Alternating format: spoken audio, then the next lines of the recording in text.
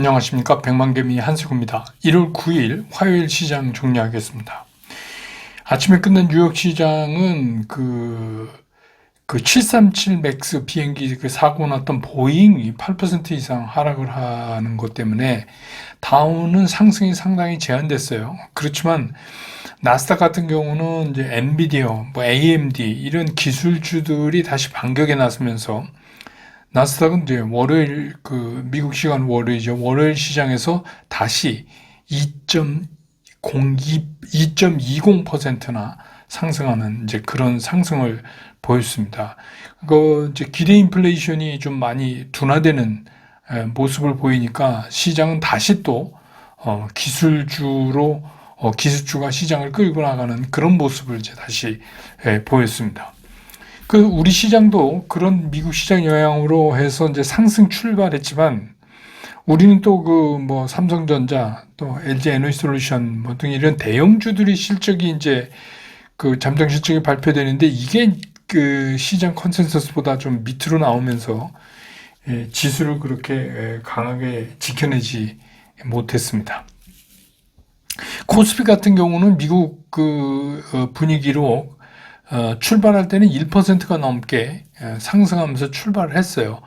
그래서 기관도 5거래일 만에 이제 매수 우위로 이렇게 가닥을 잡았었습니다. 그러던 기관이 오후 들면서 외국인들이 이제 선물을, 삼성전자 실적이 나오니까 삼성전자 팔면서 선물도 매도하고, 그러다 보니까 기관들의 현물 매수가 굉장히 제한되고, 급기야는 이제 기관도 현물이 다시 매도로 돌아가는 그런 모습을 오늘 보였습니다. 그래서 이제 결국은 지수가 하락권으로 플러스에서 하락권으로 밀려 내려가면서 시장을 마감하게 돼서, 이게 이제 시장이 이번 달 들면서 굉장히 어려운 걸음을 지금 해나가고 있다, 이렇게 보여집니다. 그래서 오늘 코스피 시장에서 외국인들은 713억을 순매수했고, 기관은 최종적으로 그렇게 해서 674억을 순매도를 했어요. 개인은 104억을 순매도했습니다. 그래서 코스피 지수는 2561.24포인트, 어제보다 0.26%가 추가적으로 더 빠지면서 장을 마감을 했습니다. 코스닥도 출발은 분위기 좋게 출발을 해서 0.7% 이상 상승하면서 출발을 했고, 외국인하고 기관은 계속해서 매수 우위를 지켜나가기는 했습니다. 근데 이제 장중에 한 1.2% 이상 이렇게 상승하는 890까지도 가는 그런 모습을 보였지만, 이제 오후 들면서 장이 조금 소강 상태, 더 오르지 못하고 그런 모습을 보였습니다. 아무래도 개인들이 조금씩 매도를 늘린 영향이 있지 않을까, 이렇게 보여집니다. 그래서 오늘 코스닥 시장에서 외국인들은 1255억을 순매수했고요. 기관은 1203억을 이렇게 매수하면서 외국인 기관이 전부 매수를 끝냈고, 개인은 1948억을 순매도했습니다. 그래서 오늘 코스닥 지수는 884.64포인트, 어제보다 0.6% 상승하면서 장을 끝냈습니다. 기술적으로 보면 코스피 같은 경우가 지금 5거래를 연속해서 이제 음봉이 이렇게 쭉 붙고, 오늘은 좀 비교적 음봉이 긴, 왜냐면 아침에 이제 많이 올랐었으니까. 그래서 이게 살아난다 하더라도 반등 같은 게 나온다 그래도 시간은 꽤 걸릴 것 같다 하는 생각이 드는 그런 모습이고요. 코스닥 같은 경우는 지금 이제 음봉이 이틀째 이어졌지만, 그나마 이제 음봉이 상승 음봉이에요.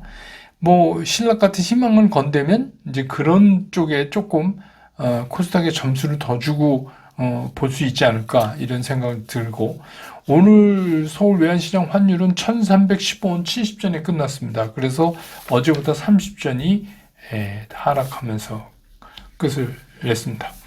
오늘 시총에서 외국인들은 삼성전자 당연히 제일 많이 팔았죠. 994억을 팔았습니다. 기관도 973억 이렇게 팔았고, 개인만 1857억을 샀습니다. SK하이닉스는 이제 외국인 186억, 기관 312억 이렇게 순매수해서 외국인 기관이 동시에 다 샀고요. LG에너지솔루션은 외국인은 46억 샀는데 기관이 56억 팔았고, 삼성 바이오도 그 외국인이 16억, 기관 22억 이렇게 모두 샀습니다. 그 다음에 뭐 포스코홀딩스, 현대차 뭐 다 외국인 기관 다 팔았고, 네이버가 외국인이 121억, 기관이 206억 이렇게 둘 다 매수를 한 거고, 셀트리온도 외국인 116억, 기관 41억 둘 다 매수를 한 거 이렇게 나왔습니다. 그 다음에 이제 코스닥으로서 에코프로 BM, 에코프로는 외국인들이 오늘 전부 매도를 했고요. LNF만 38억 순매수를 했습니다. 기관은 에코프로만 99억을 순매수하고 에코프로 BM, LNF는 팔았습니다. 오늘 이제 코스닥에서 외국인 기관이 동시에 산 거는 알테오젠, 외국인이 41억, 기관이 51억 이렇게 사는 모습을 보였습니다. 오늘 이제 섹터별로는 뭐 당연히 이제 어제 아시지만 이제 국제 유가가 급격하게 떨어졌죠. 그러다 보니까 이제 뭐 그거에다가 수혜주 운하 리스크까지 해서 그 항공 운송이 반사 이익을 보는 거 아니냐 뭐 이제 이런 기대 뭐 크지는 않겠지만 이제 그 물건 자체가 다르니까.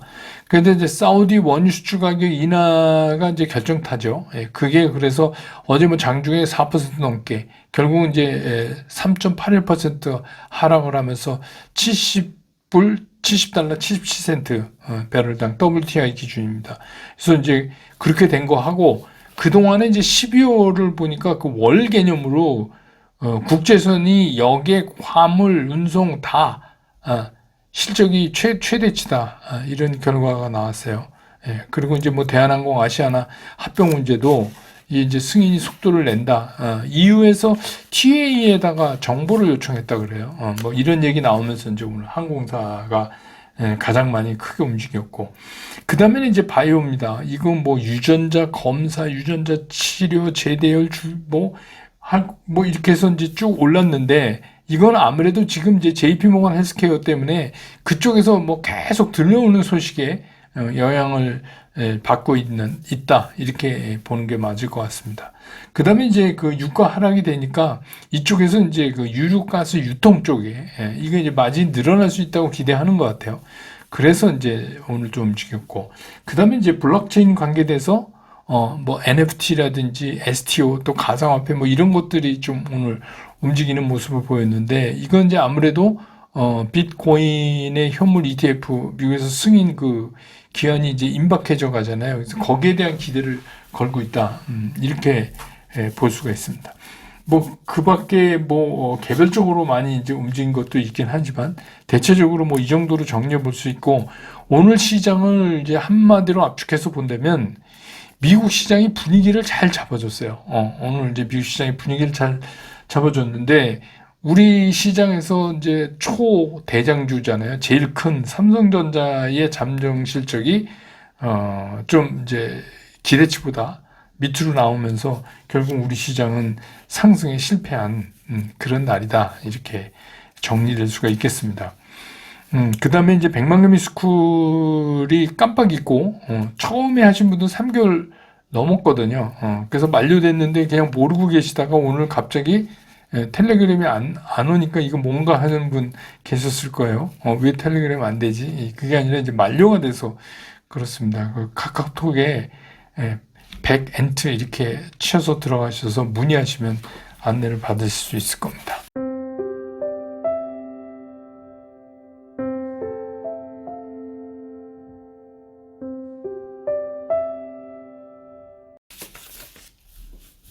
시장에 좀 들어가 보죠. 이게 미국 시장이 어제 이제 그 두 번째 주 월요일이잖아요. 처음 시작하는데 첫 번째 주는 좀 이제 힘들었지만 두 번째 주를 시작하면서 굉장히 그 나스닥이 강하게 올랐단 말이에요. 그래서 이제 이것 때문에 우리도 되게 기대를 했어요. 우리 시장도. 그래서 장 초반에 우리는 이제 뭐 장 열리자마자 굉장히 일찍 이제 그 삼성전자 잠정 실적이 발표되고 뒤이어서 이제 LG 에너지솔루션 잠정 실적도 발표가 됐는데, 이게 이제 기대치 이하가 되면서 우리 시장 특히 이제 코스피의 상승 동력의 결정타를 입혔다 이렇게 이제 볼 수가 있어요. 근데 이제 이게 시장 컨센서스를 뛰어넘지 못한다는 건 이제 두 가지 이유가 있는 거잖아요. 실제로 이제 그 장사를 잘 못한 것도 있고 시장의 기대치가 너무 높았던 것도 있고 뭐 그런 겁니다. 근데 이제 점차적으로 개선돼 가는 거는 맞지만 시장 기대치보다 못하다 하는 게 이제 결정적이죠.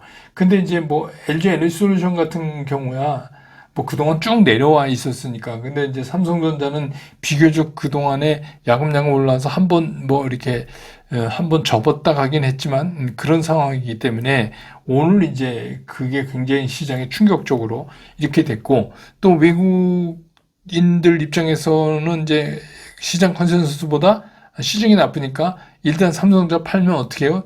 지수가 빠지죠. 그러니까 삼성전자 팔면서 선물 같이 동시에 팔게 됐죠. 그러니까 이제 아침에 오랜만에 매수에 나섰던 기관들도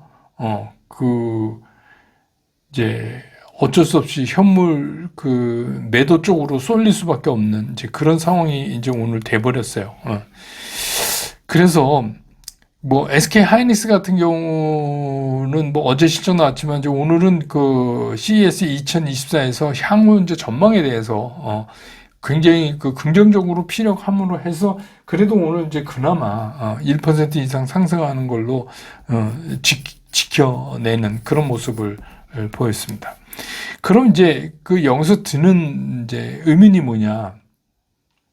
그럼 우리 반도체는 이제 끝났냐? 이런 생각을 할 수 있잖아요. 근데 뭐 그렇게 볼 수는 결론부터 말씀드리면 그렇게 볼 수는 없을 것 같아요. 근데 이제 여기서 중요한 게 뭐냐면 새롭게 진행되는 AI 확장이 인공지능의 확장 지금 이제 반도체는 다 그것 때문에 지금 전부 이렇게 연이 돼 있잖아요. AI가 그 근간에 있잖아요. 그 AI 확장이 우리나라 반도체 업체에 어떤 영향을 주느냐에 따라서 상당히 달라져요. 그러니까 어제 이제 미국 시장에서의 주인공은 뭐죠? 엔비디아. 엔비디아가 6.4%인가 올랐고, AMD도 5.4% 이렇게 올랐어요. 어제. 그러니까 사실 주인공이 뭐 나스닥이 2.2% 올랐지만 주인공이 결국은 엔비디아, AMD였다 하는 거예요. 근데 그 이유가 뭐냐면 그렇게 된 이유가 뭐냐면 중국에 이제 자꾸 제동을 거니까 중국만을 위한 AI 칩을 만들겠다고 이 두 회사가 이제 그렇게 얘기를 한 그 뉴스 때문에 이게 이제 나스닥을 이끌고 가는 그런 주인공으로 등장한 거예요. 그러니까 다소 우리랑 온도 차이가 있죠. 그러니까 뭐 미국이 중국을 계속 이렇게 견제하고 뭐 어떻게 하고 하지만 결국 미국 시장도 보면 이게 중국의 수요라는 거를 무시하고서는 이거 얘기할 수가 없다. 근데 이제 우리 반도체는 전체적으로 이제 중국이랑 멀어져 가고 있잖아요. 그러니까 다소 이제 그 차이는 있어요. 차이는 있는데 어쨌든 간 뭐 미국 수요라든지 뭐 이런 그 우리 이제 뭐 HBM이라든지 이런 AI를 근간으로 하는 반도체 그런 쪽에 이제 수요가 일어나면 그건 이제 우리한테 좋은 거죠. 그래서 지금 이제 반도체 쪽에 희망을 거는 시각은 이런 겁니다. 그러니까 작년까지는 뭘 했냐면 이제 그 재고 물량을 소진한 거 아니에요. 그 재고 물량 이렇게 어느 정도 소진을 했고 올해는 이제 본격적으로 AI 특수죠. AI 특수를 기대한다. 이게 이제 이 가장 키가 되는 그 기대치예요. 반도체 섹터에서. 근데 이게 우리가 기억을 더듬어 보면 그럼 우리가 언제 반도체를 해서 이 삼성전자, SK 하이닉스가 언제 이렇게 돈을 많이 벌었냐고 이제 되돌아보면 이런 거 있잖아요. 우리 여러분 기억하시는지 모르겠지만 그 YTK 2000년 막 이렇게 하면서 그 인터넷이 엄청나게 빠르게 보급되는 영향. 그러니까 이제 막 필요하죠, 반도체가. 그래서 이제 그때 돈을 많이 벌었잖아요. 그 다음에 뭐냐면 이게 이제 애플이 던진 이 스마트폰. 스마트폰 붐이 이렇게 심지어는 한 사람이 몇 개씩 가지고 있을 줄 우리가 상상을 못 했잖아요. 그때 다 그게 반도체 필요하니까 또 그 스마트폰의 붐으로서 우리가 또 우리나라 반도체가 이제 돈을 벌었어요. 그 다음에 또 뭘로 벌었냐면 좀 웃기지만 이 가상화폐 채굴하는 거예요. 그러면 이제 엄청난 용량의 제가 말씀드렸죠. 엄청난 용량의 반도체가 필요하니까 그 열풍, 비트코인을 비롯한 그런 이제 가상화폐 열풍으로 해서 또 반도체 회사들이 돈을 좀 벌었어요. 그러니까 이게 이제 삼성전자도 그렇고 SK하이닉스도 그럴 때마다 이렇게 돈을 벌었는데 이번에 이제 새로운 텀이 온 거 아니냐 이렇게 보는 거예요. 그래서 이번에 기대하는 게 AI 확장에 따른 그 반도체 특수, 특히 이제 HBM 같은 경우는 거기서 뭐 이제 디테일한 줄기도 있지만 전체적으로 HBM 같은 경우는 우리나라가 전 세계 마켓 시어가 굉장히 크니까 이게 얼만큼 이루어지느냐, 이 AI 확장이 얼만큼 이루어지느냐가 우리한테는 굉장히 중요한 거예요. 이게 이제 굉장히 중요한 관건이고 그러다 보니까 우리 반도체 기업들이 여기다가 기대를 걸고 뭐 이렇게 안 할 수가 없는 입장이잖아요. 그래서 이제 뭐 SK 하이닉스도 HBM에 이제 전력을 다해서 이렇게 그 CES에서도 대표이사가 얘기하고 뭐 이랬더라고요. 그러니까 그렇게밖에 지금 할 수가 없어요. 근데 이제 이 AI가 우리가 생각하는 것처럼 그렇게 우리나라 반도체 기업들이 돈을 막 그냥 우리 쓰는 말로 왕창 벌게 이렇게 되려면 이게 뭐가 이제 구성이 돼야 되냐면 일반적인 산업적 성격을 가지고 있으면 안 되고 이게 가정으로, 그러니까 산업이 아니라 개인으로 이게 막 파고 들어와야 돼요. 그러니까 여러분 이제 만약에 휴대폰이 개인들이 이게 휴대폰을 소유하지 않으면은 그렇게 난리 날 수도 없고 이게 지금 이제 뭐 모든 개인의 개인 디바이스가 됐지만 여기에 들어가는 반도체 산업도 그렇게 화랑이 없었을 거라는 거예요. 그러니까 중요한 건 뭐냐면 이게 산업에서 가정, 다시 말해서 개인으로 이렇게 파고 들어와야 이게 이루어질 수 있다 하는 거예요. 근데 그러던 참에 뭐가 하나 나왔냐면 뭐 오늘은 뭐 전체적으로 좀 그렇지만 그 GPT 스토어라는 게 이제 생겼잖아요. 이 GPT 스토어라는 거를 가만히 따져보면 이게 결국은 그 서로 만날 수 있는 그거를 만들어내는 사람과 사용자가 같은 장에서 만남의 장에서 움직이고 우리 지금 앱스토어나 마찬가지도 그런 거기 때문에 이제 우리가 여기에 또 기대를 거는 거죠. 이게 앞에서 말씀드린 것처럼 산업에서 개인으로 가정으로 이걸 넘겨주는 이런 결정적인 그런 이제 흐름의 변화를 가져올 수 있지 않을까 이렇게 보는 겁니다. 그래서 오늘 이제 스쿨 시간에 이따 오후 6시에 제가 영상 하나 올려드릴 텐데 집중 분석 거기는 이제 지금 말씀드렸던 GPT 스토어 거기에 이제 관련주 앞으로 어떻게 흘러나갈까 뭐 이런 거에 대해서 조금 이제 말씀을 좀 해보려고 그래요. 그리고 이제 오늘 시장에서 나타난 또 하나의 특징, 요새 이제 뭐 계속 나타나고 있지만 올해 들어오면서 시장에 신규 자금이 없어요. 생각보다. 그 얘기는 뭐냐면 유동성이 지극히 제한돼 있다. 그러니까 고객의 딱금도 좀 느는 척해서 다시 이제 줄잖아요. 그러면 이제 어떤 현상이 일어나냐? 대형주를 기피하게 돼요. 고객의 딱금이 줄어들면 큰 주식보다는 중소형주를 자꾸 이제 옮겨가려고 하는 겁니다. 그래서 이제 대표적인 게 뭐냐면 지금 막 이슈 나오는 뭐 AI 이슈 나와서 어떤 반도체 뭐 CXL 뭐 나오고 뭐 이렇게 해도 그 메인 덩치 큰 주식보다는 그 뒷단에 있는 조그만 주식들로 이제 연결고리가 있는 그쪽으로 자꾸 옮겨가는 이제 그런 현상이 나타나는 겁니다. 이거는 이 당분간 계속될 수밖에 없다 이렇게 보여져요. 그래서 이런 중소형주 선호, 그러니까 대형주는 이렇게 순환시키면서 그 일정 부분에서 빙빙빙빙 돌고 이제 그런 것들이 이렇게 갈 거다. 그런 거잖아요. 그럼 이제 이거를 매매를 잘하면 되잖아요. 아주 가는 거를 매매를 잘해야 되잖아요. 근데 제가 올해 들어오면서 1월은 두 가지 걱정을 해야 된다 이런 말씀을 드렸잖아요. 우리가 하나는 뭐냐면 내가 갖고 있는 주식이 언제까지 상승할 건가 그 걱정. 두 번째는 똑같은 맥락이지만 언제 팔아야지 이게 잘 팔았다고 소문날까? 이런 두 가지 문제잖아요.